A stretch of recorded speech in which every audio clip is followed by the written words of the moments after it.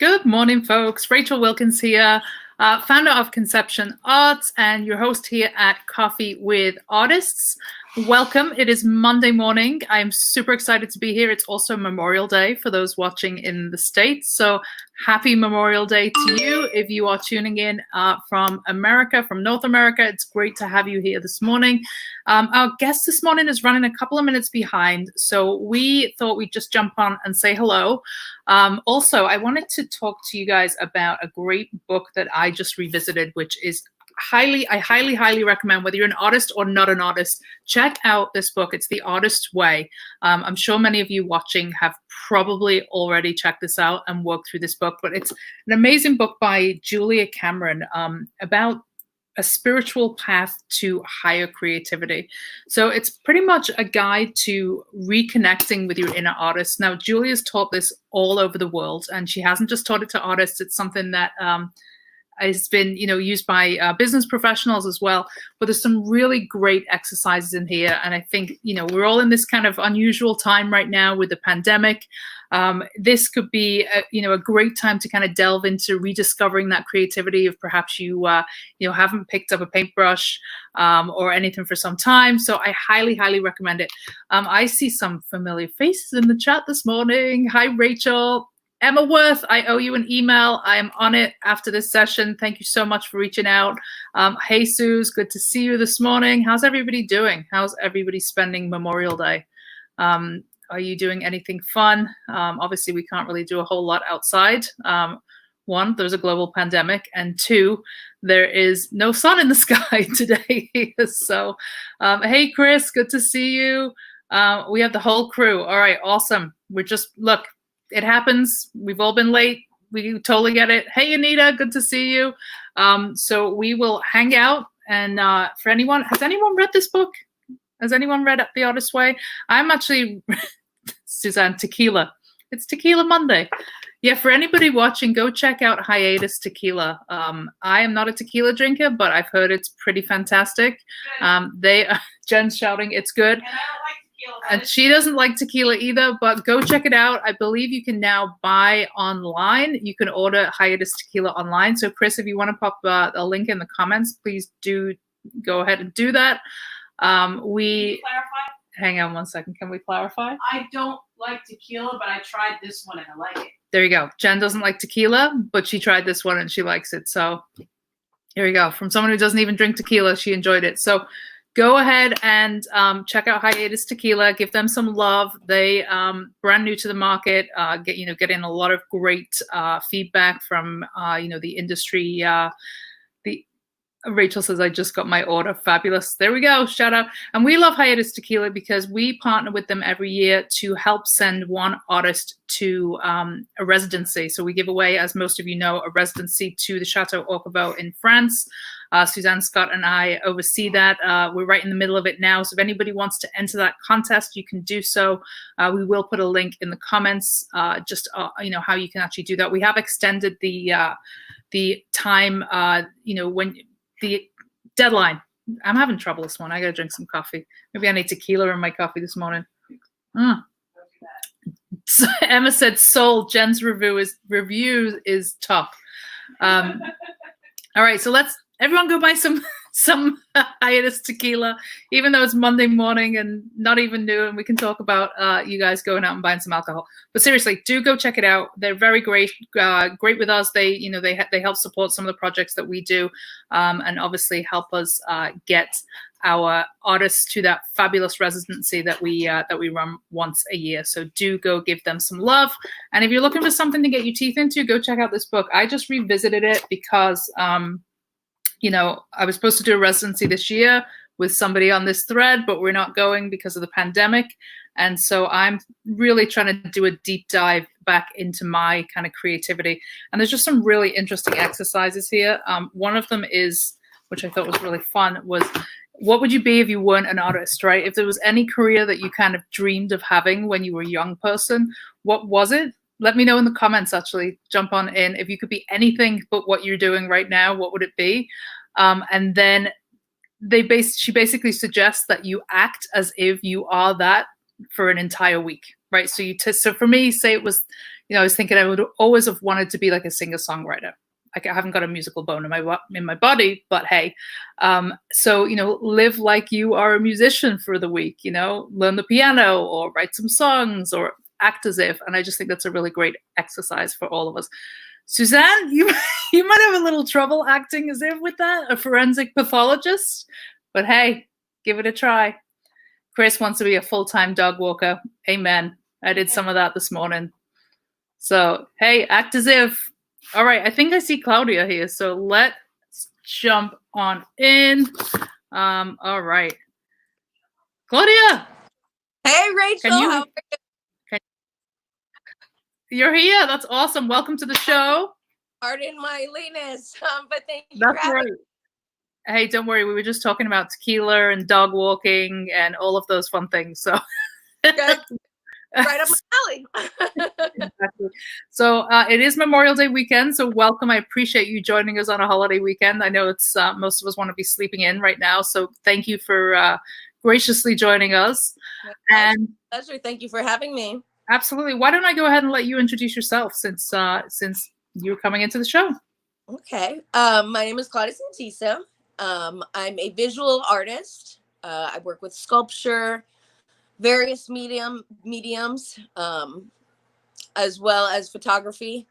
And right now I am not working per se. So I've been having a lot of time to really focus and start some new projects. That's awesome. I think a lot of people, I know I certainly have, I started the kind of quarantine being like, I don't know what the hell to do with myself. And then it was like, all right, well, I probably should be making art. And then there was this period where I was like, I don't have any ideas. And now I just kind of hit my stride. I'm like, okay, I have something I want to dig into. I'm really just kind of creating nonstop. How has the journey of this kind of almost 90 days, I think, looked for you? I had a very similar experience. For the first 2 weeks, didn't touch a brush, didn't look at anything. I had nothing. And just thinking about my practice seemed like I had to reconnect to what I was doing, because the way I work normally, whatever, cannot be done in your bedroom or your apartment. And working every day is important to me. So finding that way to do so in the confines of my own home was interesting. And I didn't feel bad about it. I didn't want to do it. And then one day I was like, okay, you can start. You don't have to go back to something. I didn't have any, I wasn't in the midst of any paintings. I had finished my work. I didn't have anything new. So that really gave me some opportunity to just say, do whatever you want. Forget about what you did. Forget about what you think you should be doing. Do what you want. And it opened up a whole new world. And I haven't stopped painting. That was 5 weeks ago, 6 weeks ago. That's exciting. Yeah. So you've had kind of an interesting journey when it comes to like where you actually create your work. I was reading, well, first of all, obviously I know Suzanne, and I know a couple of you that shared or had the same, were part of the same studio building in Park Slope. Yes. So that kind of got completely tipped on its head due to a little bit of a sketchy building inspector. Do you want to tell us a little bit about that journey? That was my first studio, my first big girl studio. And it was perfect. It was tiny and perfect. I shared the studio with someone, and I was there 2 years and we never met. Are you serious? It's amazing because my work can like take over, and thankfully he let me. And Suzanne was my neighbor right next door to me. Never met her. And then we did this residency in the south of France. And, we get out, I got off my plane. Suzanne got off hers. Christy got off hers. And it was love at first sight. I looked at Suzanne. I was like, you want to go outside for a second? She was like, yeah, let's go. I was like, all right. And, Suzanne's all 6 foot tall, long, lean, blonde. I'm 5'2" on a good day. So there was an instant bond there. There's definitely a strong kinship between this little group of women, the coven, I'm going to call you, because called you guys the coven. There is a kinship there, and it's amazing that it took going to another country for you guys to all meet, considering you were creating in this really cool studio space in Brooklyn. Suzanne was right next to me. Christy was right behind me. Never met. It's so funny. What has that friendship and kinship with fellow artists given you creatively? I think it's really important and helpful to talk to people that know and have experienced what you're going through, as well as every other opinion for that matter. But when someone knows and they've experienced those moments of blocks or constant flow that can be really fun, but maybe you have to cap it at some point. It's nice that somebody knows what you're going through, and you can talk about that. And I think that's, as artists, we do isolate a lot in our studios, in our work, in our ideas, and you need to be able to bounce that off people. And it's important to not be scared to share something with another artist. Does that make sense? Yeah, absolutely. Do you ever feel that you are influenced by other artists around you when you have that tight circle?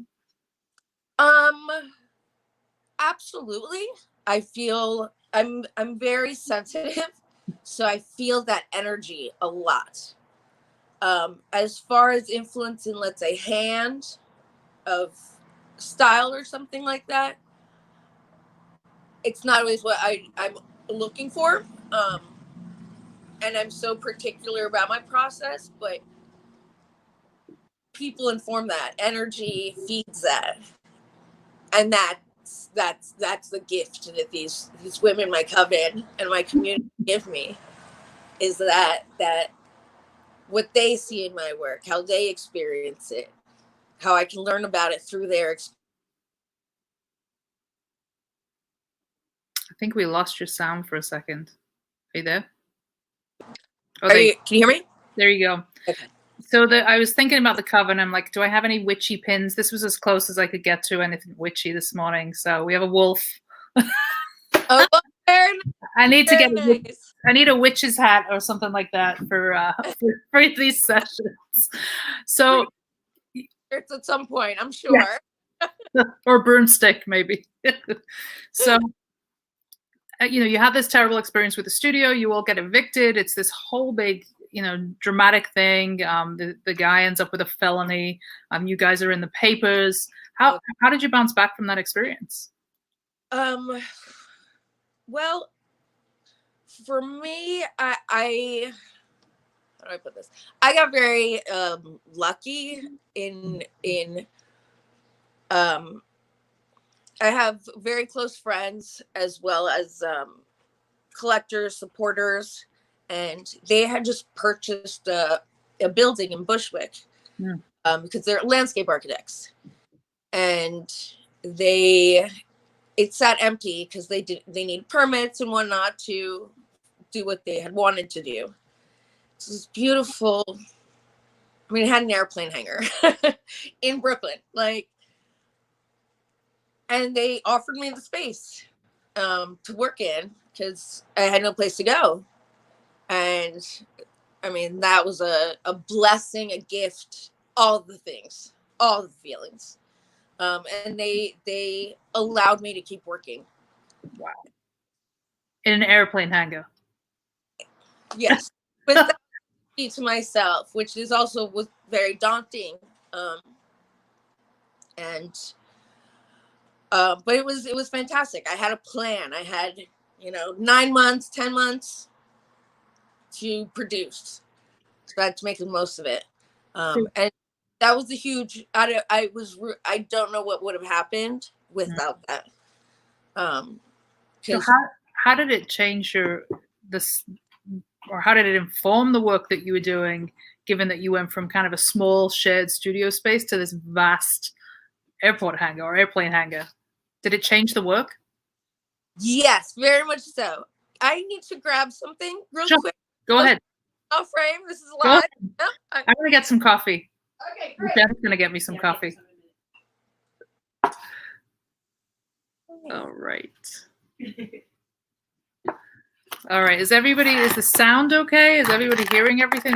Our sound keeps coming in and out a little bit for Claudia. Is everybody else hearing okay? Just let me know in the comments if you can, folks.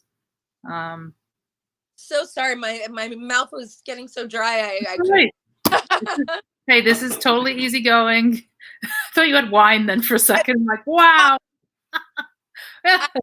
My coffee and everything out of wine glasses. That's amazing. I actually don't drink alcohol much, so well, we were talking why not buy the fancy stemware anyway? So we were talking about how it informed your work. So did you find that the work changed when you had this open space? Well, I had an idea. I said the feeling of being in such a big space. I was like, this is my chance to go as big as I've ever wanted to. This is like a huge lab, which I can truly have no restrictions, you know, in terms of size, in terms of making a mess, and whatever, no restrictions. And, you know, one feels small sometimes in a space that big. Mm-hmm.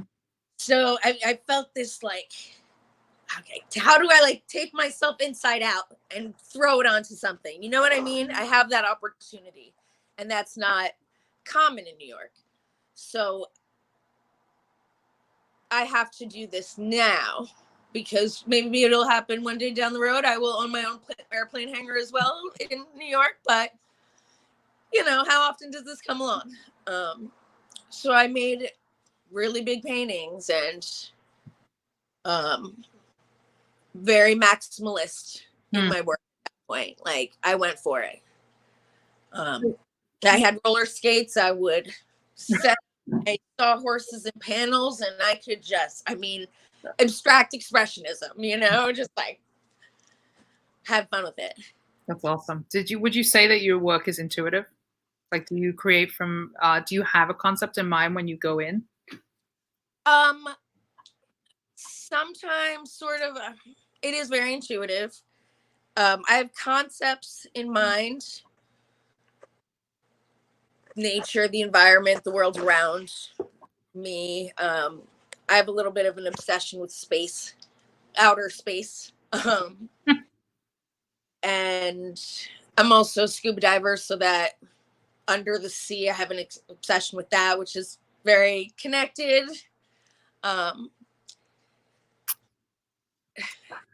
And I'm sorry. Yeah,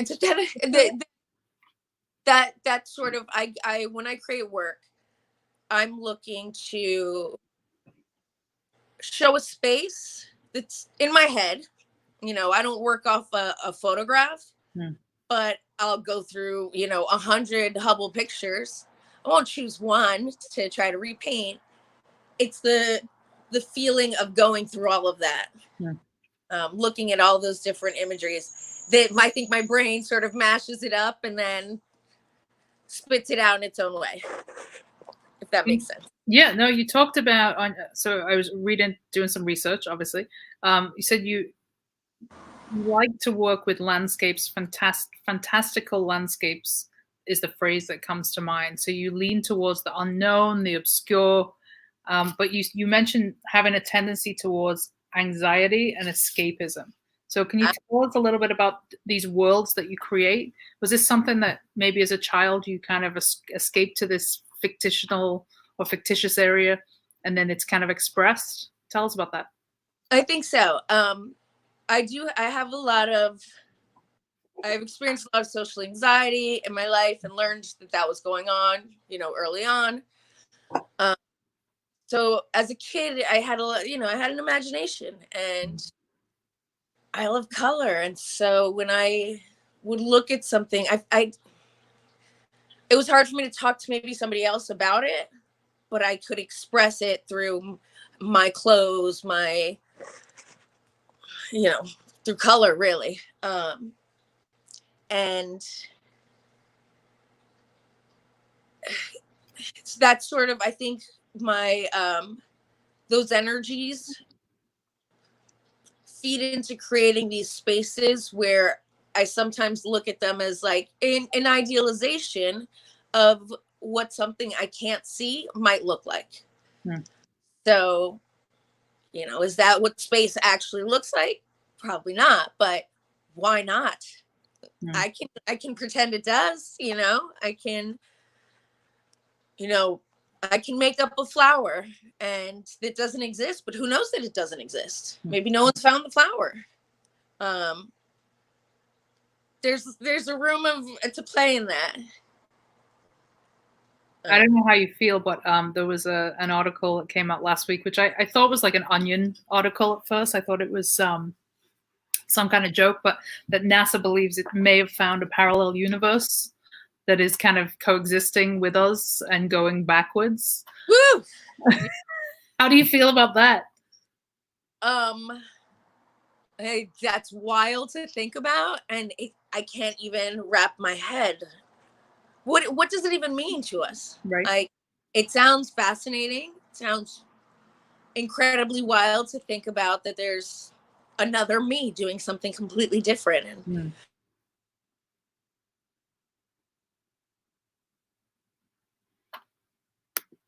oh, sorry, you got me? Yep. I like that idea of saying like, well, if trees are green here, where are they purple somewhere else? I mean, there's no standard. So it's fun to think about for me, stuff like that, where you have no definitive answers, and that's what imagination is. I think the idea, questioning things is very important in art and life and everything. The answers isn't the point. And when we look at things like space or a parallel universe, it's a great read, but seriously, how do you internalize it? How do you visualize it? I imagine we're all different in that way.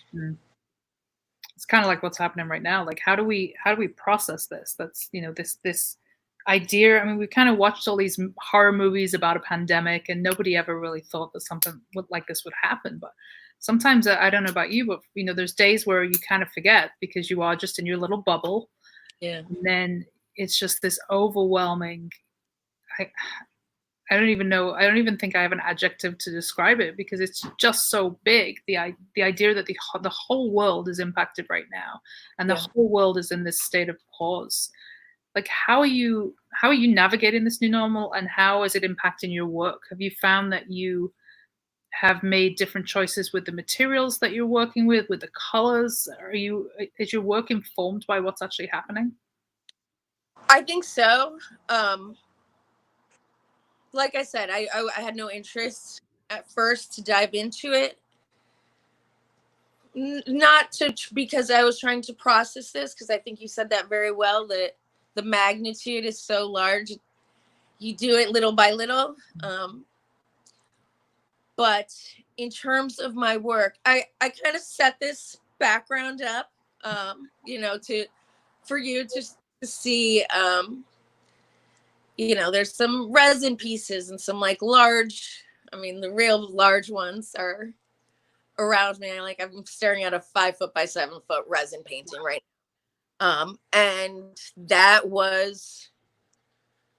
was very comfortable working large. I am very comfortable working large. Scale to me, it felt like that can hold my almost the energy I'm bringing. The anxieties I talk about that sometimes bring to a large, piece of wood that I'm about to create a painting on. Like, now, I don't appreciate me doing that here in the apartment.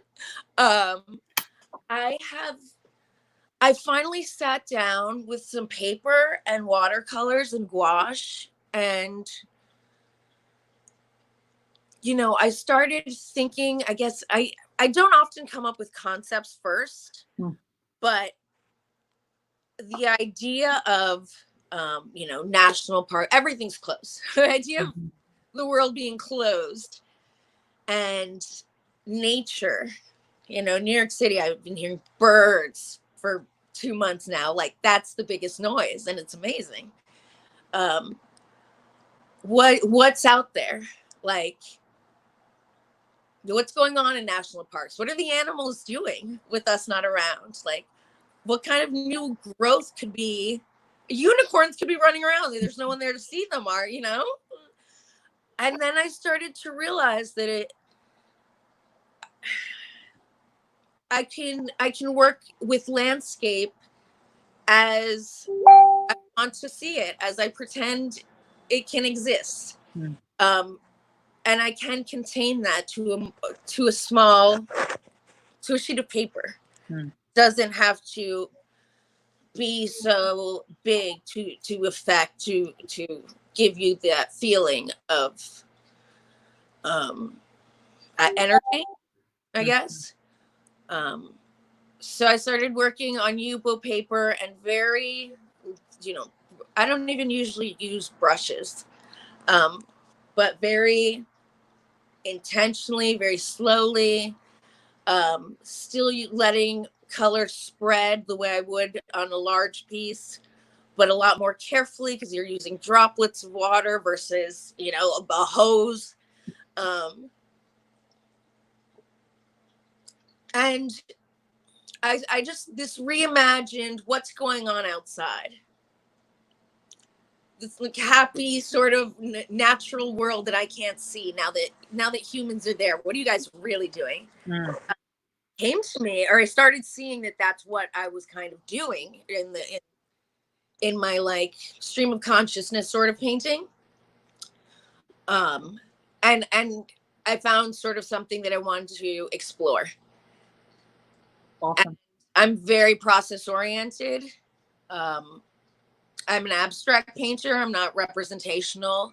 I hope that my paintings give people a feeling of something rather than an image of something. So I went down this path of being a little more representational, but made up in my head. So again, giving myself complete freedom. And the slowness, like real intention, the tiny amounts of color that I use to now in post life, be working from home. Sometimes the feeling is the same as when I've made a 6 foot by 6 foot.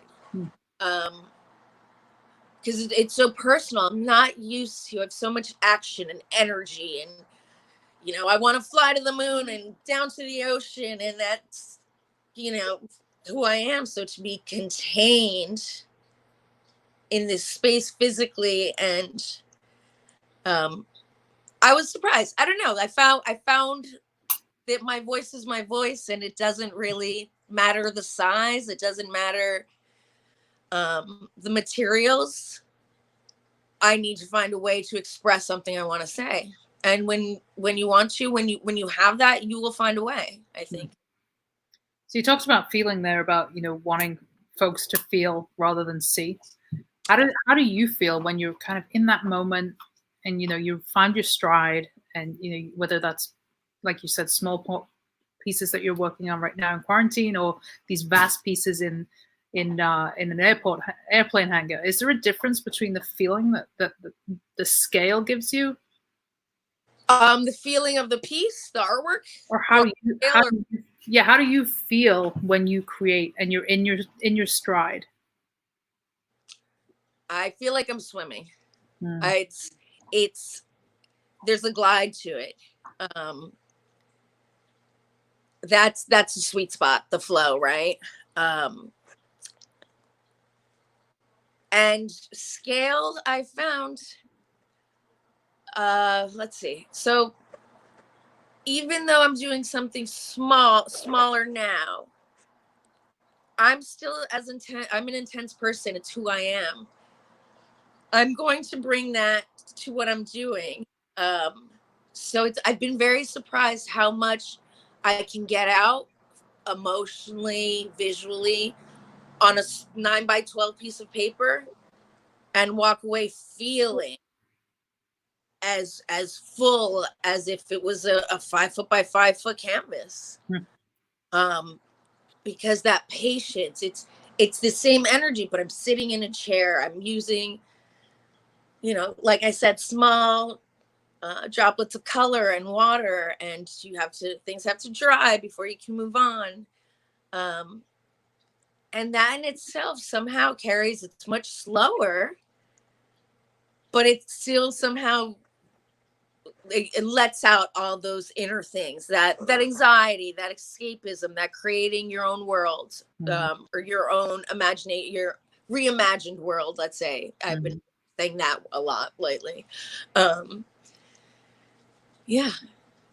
So I want to read this question from Suzanne because it's a great question, and it's good to have questions from people who know you really well. So Claudia, now, are you Claudia or Claudia? Claudia, by most people. All right. Yeah. I don't want to butcher your name all the way through the interview.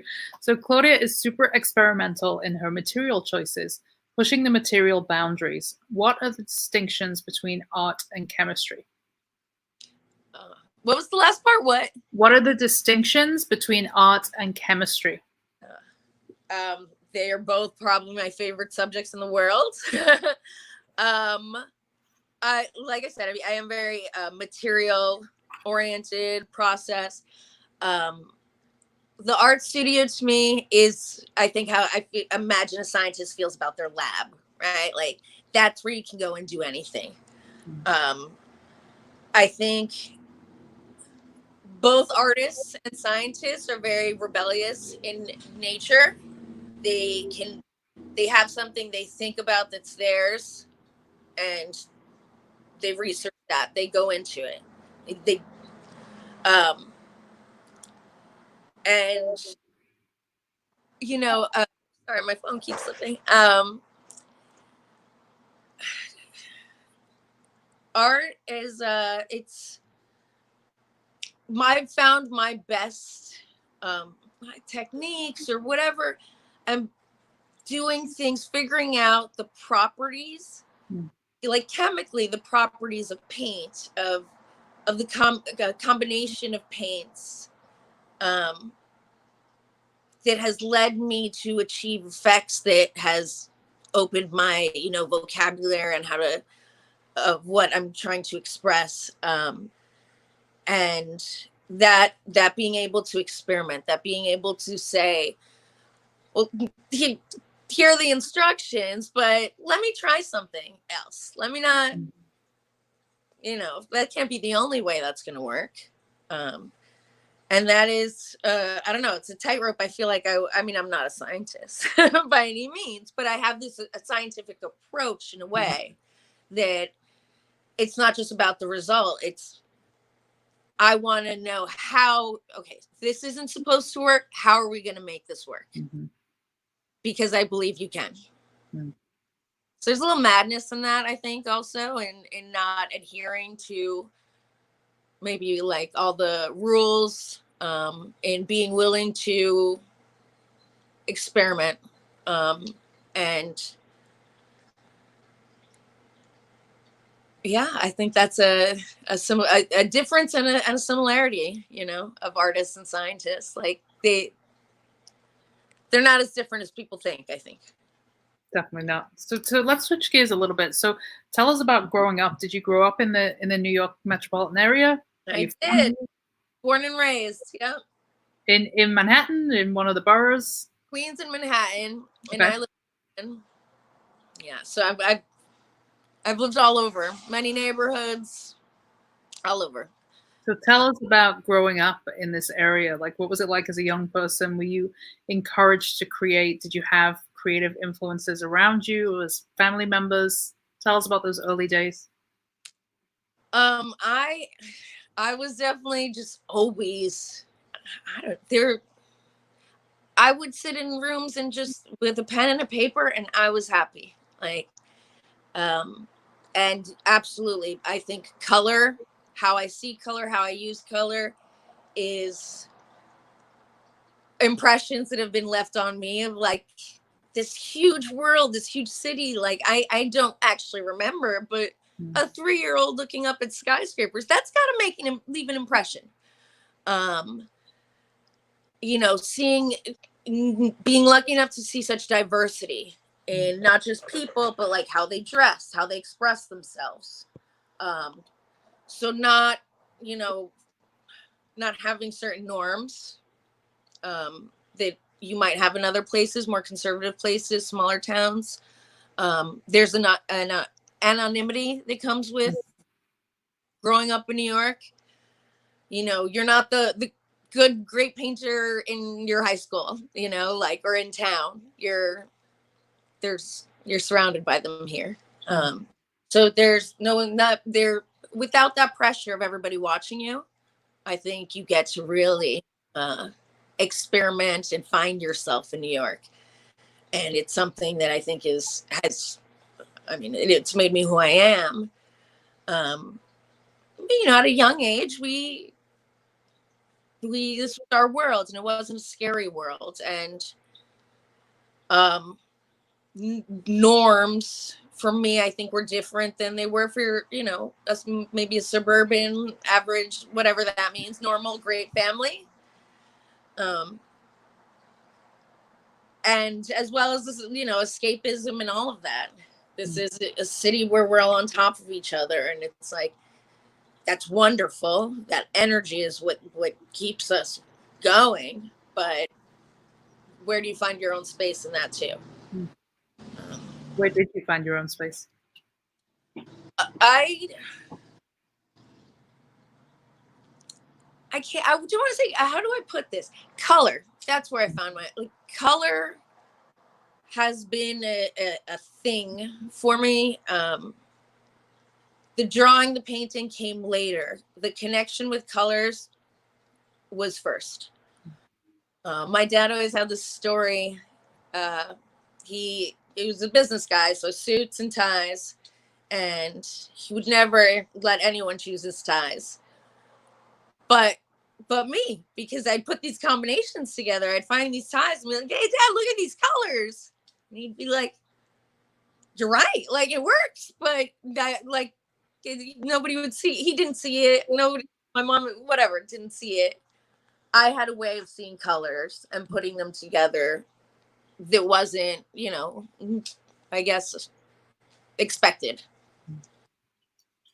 So you grow up in this diverse city. There's these cultural influences all around you. What did your pathway look like from kind of your your teen years into your 20s?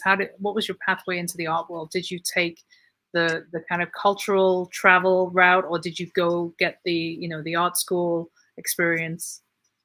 Let's see. I actually realized, or had decided in 10th grade, that I'm done painting. I am not an artist. I am not good enough. In my paint class, there was this one girl who was this amazing representational painter. And I was like, well, there can't be two of us. I was like, I'm going to study business and maybe finance, and I have no idea what I thought I was going to do. But I didn't believe in myself as being able to compete in a world where I was judging what was good and bad in a way that was not only harming to my own self, but just totally made up and untrue. So I left painting. I studied photography and history, and, you know, photography, I believed in myself. I knew I could do that. So painting, really, I'm 40. Around 29, 30 is when I committed. So it wasn't an early thing for me. It took me a while to realize there are plenty of people that are better than me, but that doesn't, why am I comparing myself? That doesn't mean that I don't have my own voice. You know, I don't paint horses. That's okay. Thank God. Is no offense to anyone who paints horses, but thank God, no. Is there what would you say has informed you? Like, have there been any creative influences apart from, those around you and who you shared studio spaces with? Are there any of the the big giants or perhaps artists we've never heard of that really inform or influence your practice? Sure. My God,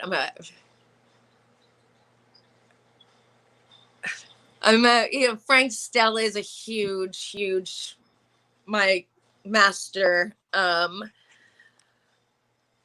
drawing a blank on so many names, but Louise Nevelson for sure.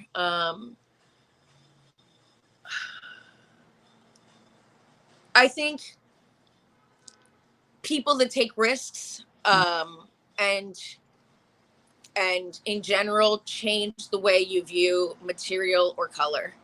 To be more general about it in terms of my influences.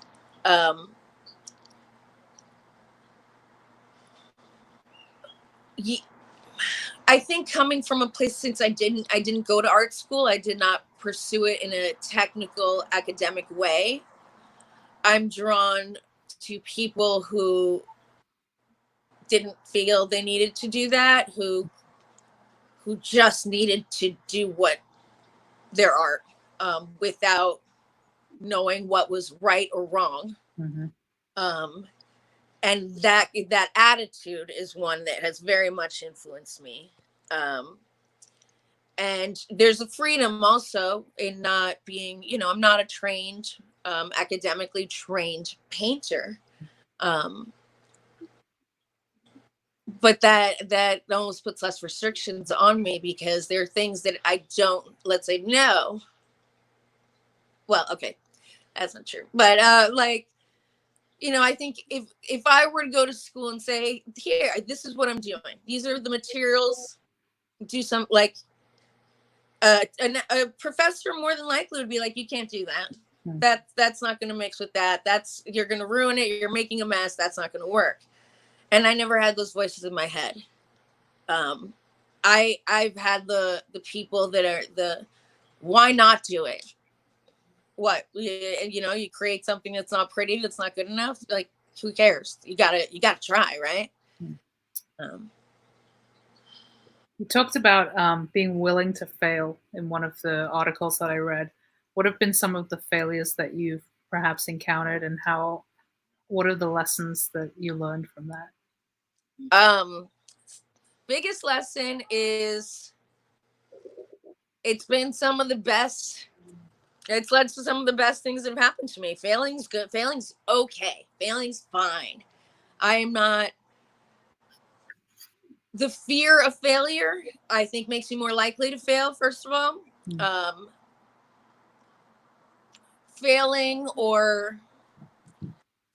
I mean, again, that to me can be an experiment. Sometimes it works, sometimes it doesn't. And if you have tried something and you put it through all the different tests and it doesn't work, that's not a failure, because you have proven that is no longer something, like, that's not ever going to happen for you. It doesn't work. The outcome would be considered a failure, but the process isn't. So I think you have to be really open, or I have to be very open to fail, because what would be the fun of, like, always knowing what the outcome's gonna be in the lab, So what do you have attended this residency in Bajaman, which a couple of your fellow artists who've been on the show also did. And you also, with Anita Trombetta, founded this kind of traveling residency as well. What was it about participating in a residency what does it give you creatively, and what do you hope that people experience when they attend your residency? So on a personal level, I think it goes a little bit back to my nature of creation and sort of breaking rules and finding my way, which is I'd done the residencies in the south of France, and I said, I want to do more of this. I need to figure out a way to have this in my life more. And, you could spend however much money applying to a ton of residencies all over the world, and then you have to figure out how to pay for them and, all the things that go with it. And going back to not like informal education, why can't we build something that would cater to what our vision was, that would serve us? Because I'm sure we're not the only people that would like to see a residency that could be short, accessible, affordable, a playground, and providing an environment for people to have fun. Why do I have to wait for someone to tell me okay, you've been accepted? Let's do it. Like let's build something. And it's so corny, but let's build something and see if they come. And they did.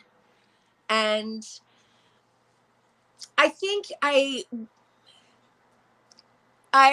what I try to, especially with fellow artists, because it was done for me, is the biggest gift any artist has ever given me, was letting me know that it's just paint.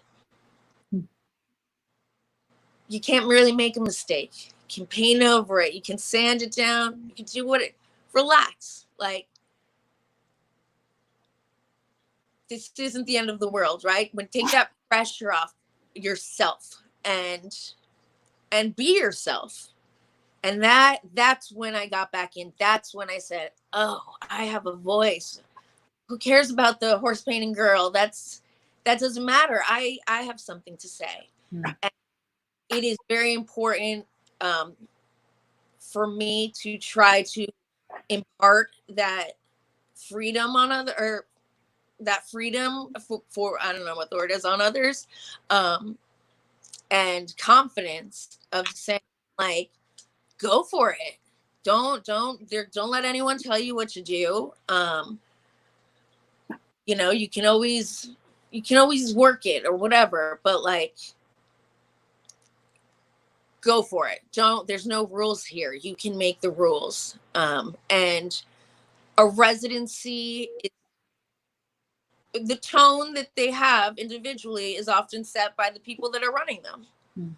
And I see, I have sometimes, I don't want to sound too witchy, but like this ability to nudge people into kind of loosening up and being like, oh, like, it's okay to play. I don't have to take myself seriously all the time. I don't have to know what I'm doing all the time.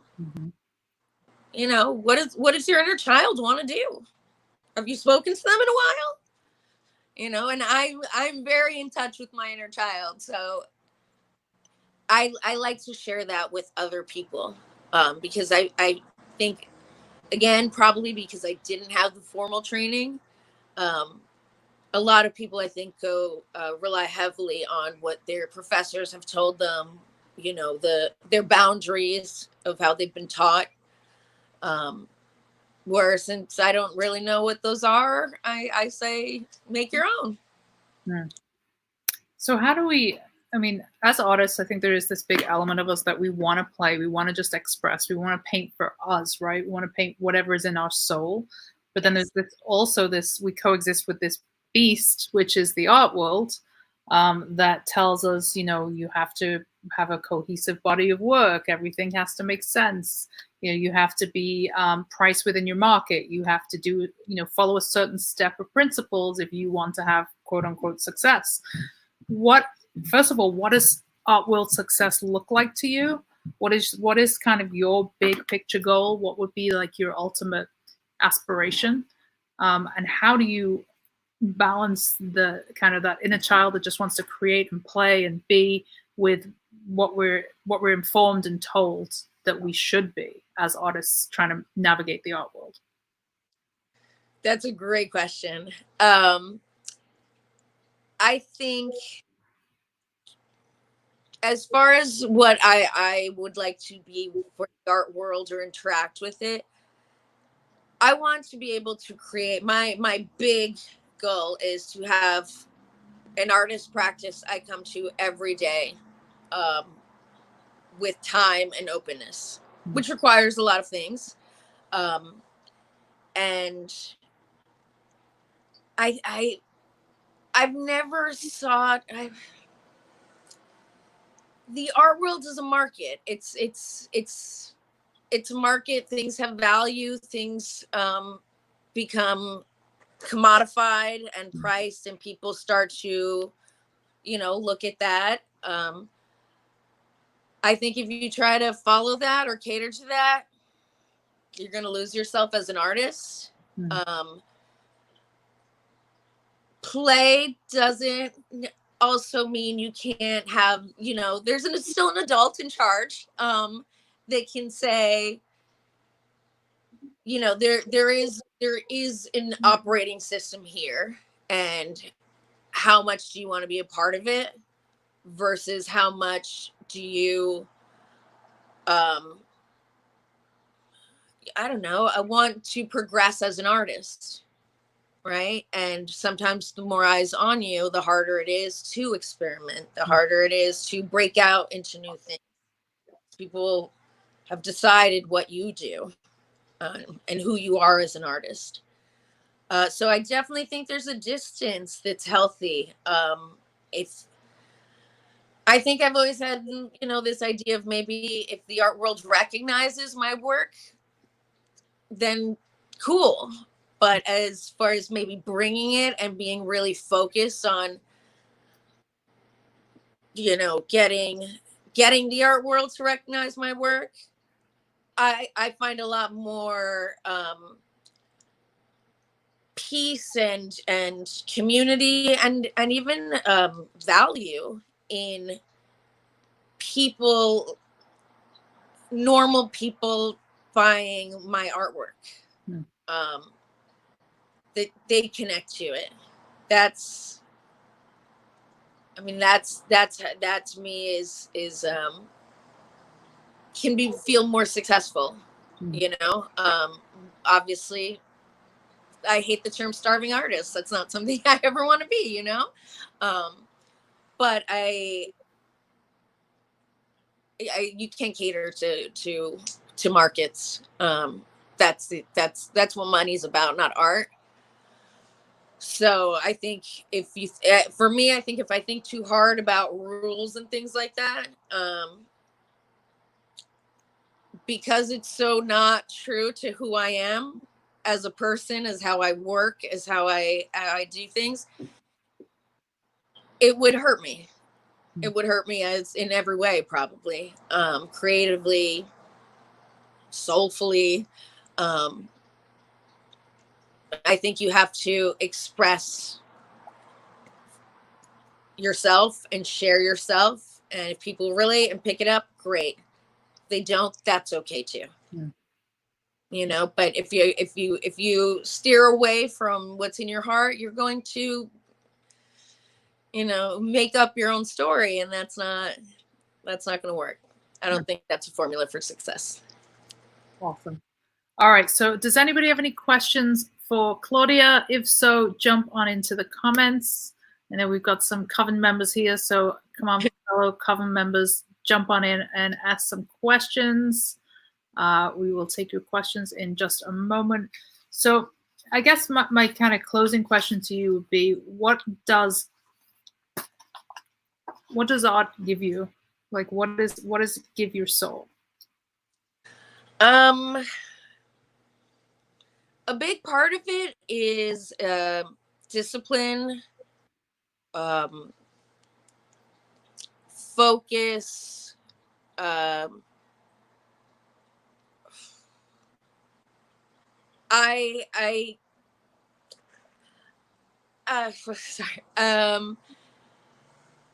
It helps me deal with conflict in a way that has been very therapeutic for me.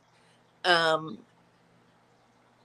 I've been able to translate that into like real life things. Art allows me to take risks where in other areas I may not have that confidence. And it's not because I think, oh, I'm such a good artist, I can take all the risks I want and what it's, it's all going to be great. It's because I feel safe in this space. I feel it's where I have the least ego. So the least judgment of myself, which leaves me very open to new possibility, new methods, new techniques, new color combinations, and all that feeding of constant curiosity and constant, what's new, what haven't I figured out yet, what haven't I tried.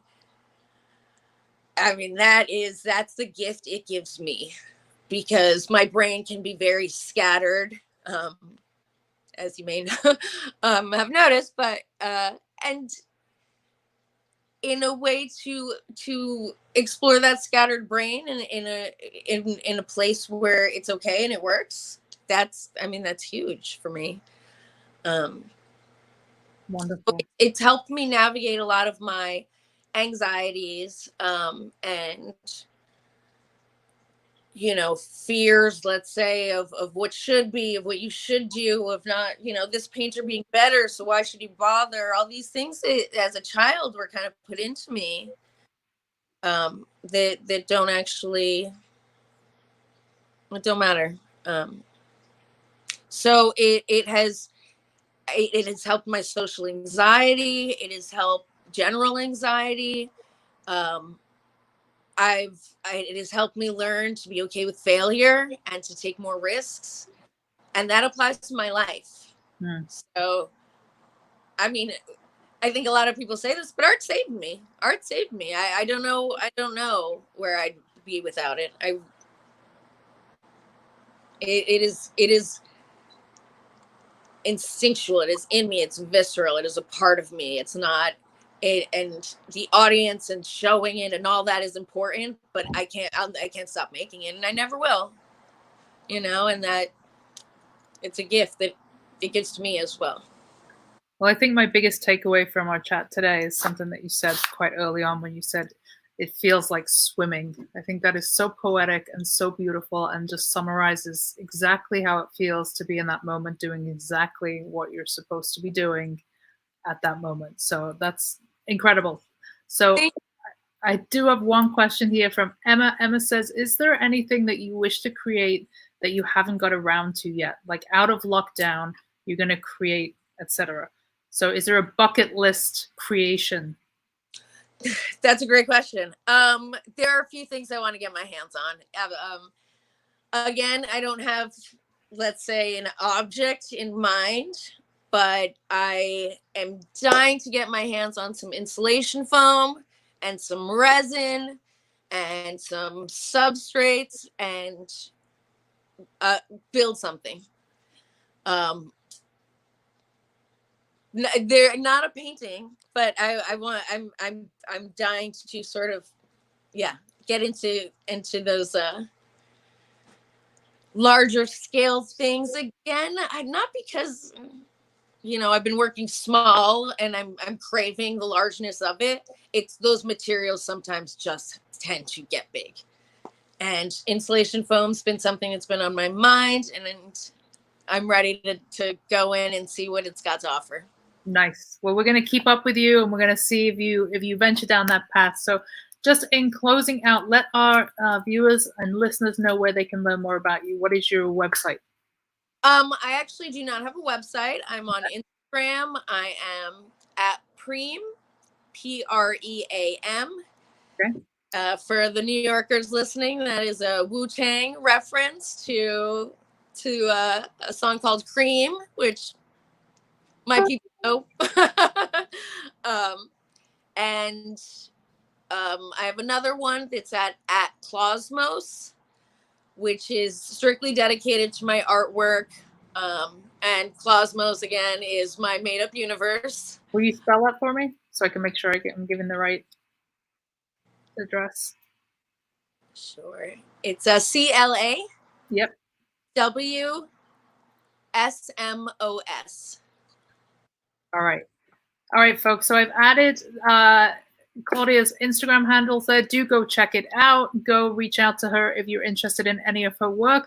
And thank you, Claudia, for joining us this morning. That is our show. Thank you so much, Rachel. It was great talking with you. It was a pleasure. And folks, we will be back tomorrow, 11 a.m. Eastern. Everybody have a wonderful, healthy, and safe Memorial Day, and we will see you tomorrow. Thanks so much. All right. Bye. Bye.